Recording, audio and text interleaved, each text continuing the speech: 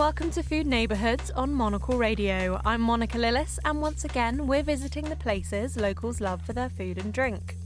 Copenhagen played host to the 7th MAD Food Symposium last week, uniting chefs, farmers, producers and restaurateurs under the theme Build to Last. Monocle's Michael Booth went along and filed this report. Take a listen.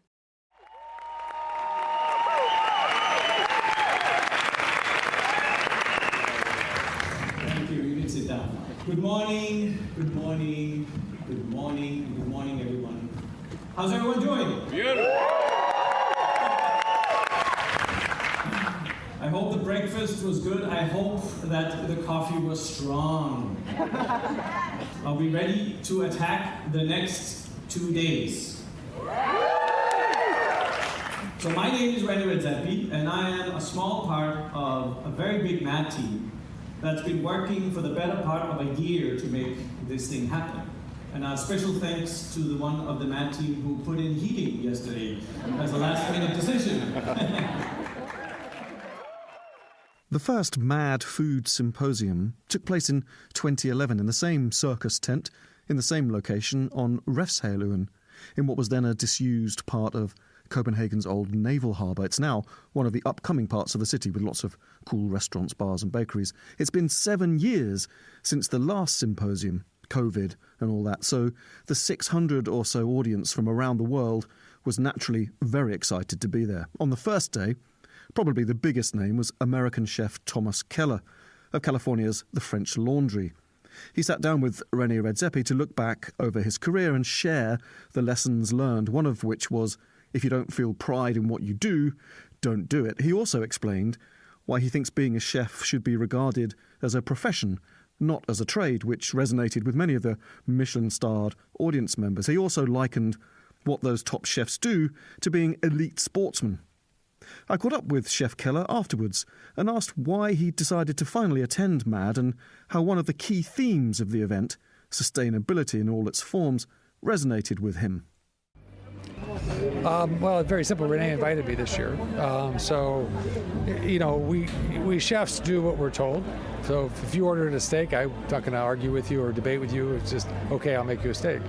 And that's why I'm here, really, because really Renee wanted me here, and he's a colleague and a friend, and, you know, he's doing some great things here, so I came. If you look at Alice Waters in the 70s and her dedication to what became known as the farm to table, or you even go back further than that, you start to realize that the questions are kind of absurd, right? Sustainability is an important thing. It always has been. It's nothing new. I guess there's this new focus on work-life balance in the kitchen. You could call it That's a little different. I mean, work-life balance in the kitchen is an individual thing. So we can't really, you know, and it's a cultural thing. It's a social thing, and I think, you know, everybody has their goals in mind. And so to say this is work-life balance for everybody in the world, that's kind of an absurd thing as well. And then work-life balance also depends on your age. That's a big thing. You know, as Renee knows and I know, you know, when we were much younger, we would work much longer, right? Just because we wanted to. It wasn't we weren't forced to. We wanted to be in the kitchen to learn. We wanted to be in the kitchen to experience things. And so the younger people like that. Sometimes it is a bit stressful. But, you know, stress is also created by the environment that you live in. And what we try to do in our restaurants is to not create that stress, but to create a place that people want to come to work in. So there's good stress and there's productive stress. Well, I mean, you know, stress and pressure are kind of the same thing, don't you think?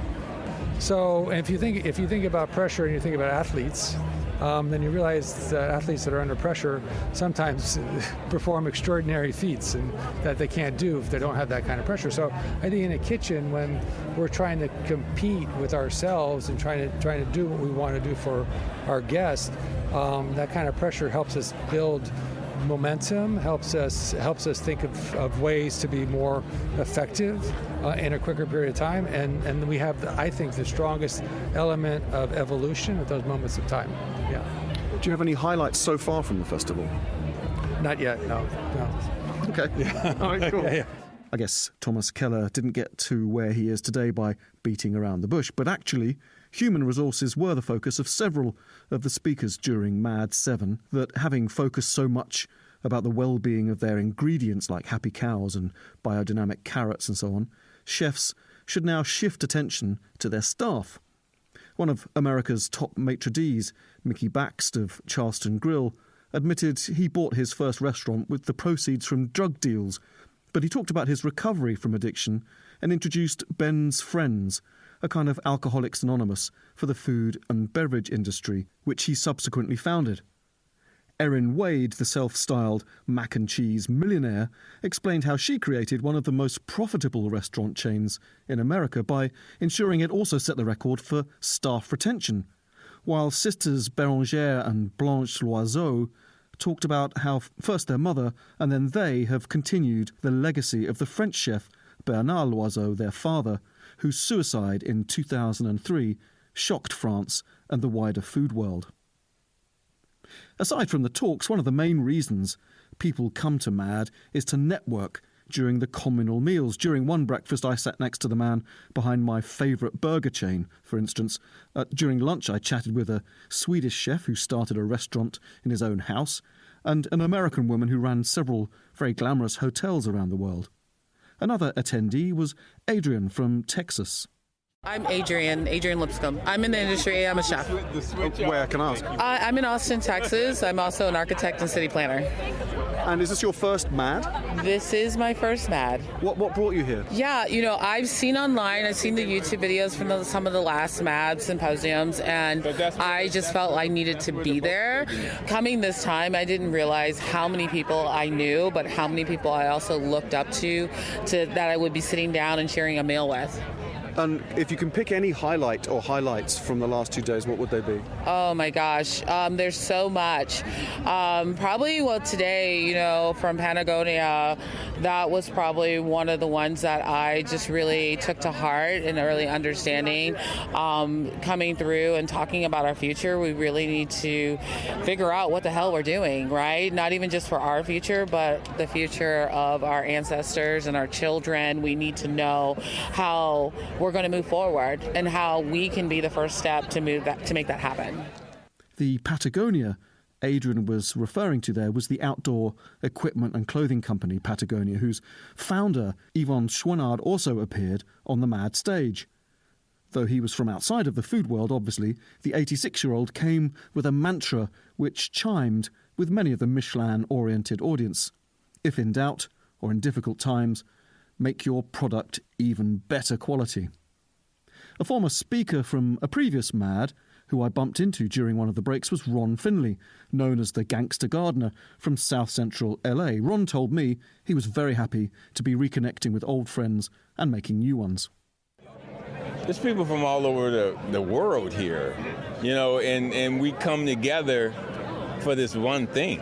I mean, and it's based, to me, we're coming together for humanity. Food is part of humanity, food is part of culture, and it just shows that these color lines that they set up, these bridges, these names that they put out, you're a minority and we're not, and we all bleed the same, My highlight would be being here and seeing a lot of the people that I haven't seen in years. I mean, there's so many brilliant speakers that were speaking from their heart.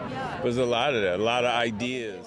For many, the most emotional event of MAD 7 was the unscheduled appearance of Spanish chef Jose Andres, who founded the World Central Kitchen in 2010 to bring food to the victims of the earthquake in Haiti.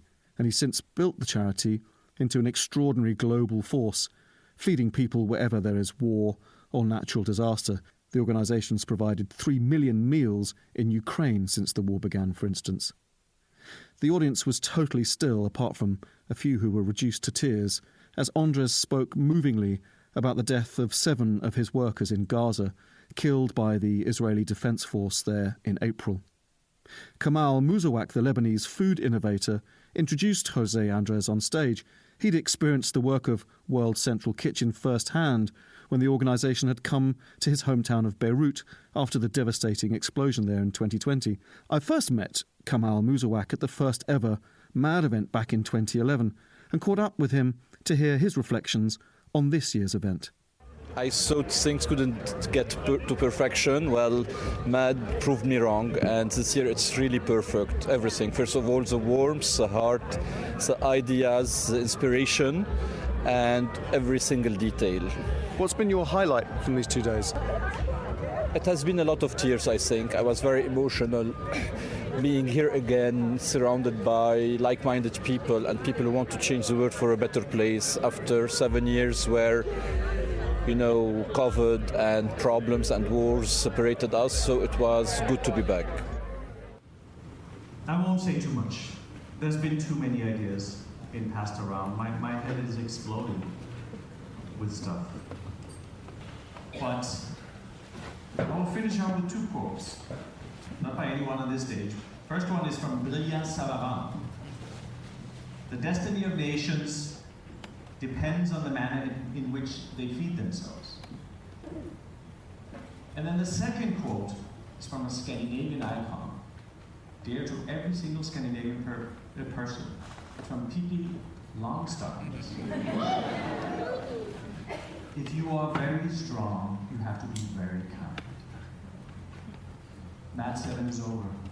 Thank you for coming. In case you didn't hear what René was saying at the end there, Pippi said, if you're very strong, you have to be very kind. For Monocle in Copenhagen, I'm Michael Booth. Food Neighbourhoods is a Monocle production from the team behind the menu. This episode was written and edited by Michael Booth. For more food and drink stories, tune into the menu every Friday at 2000 London time. I'm Monica Lillis. Thanks for listening.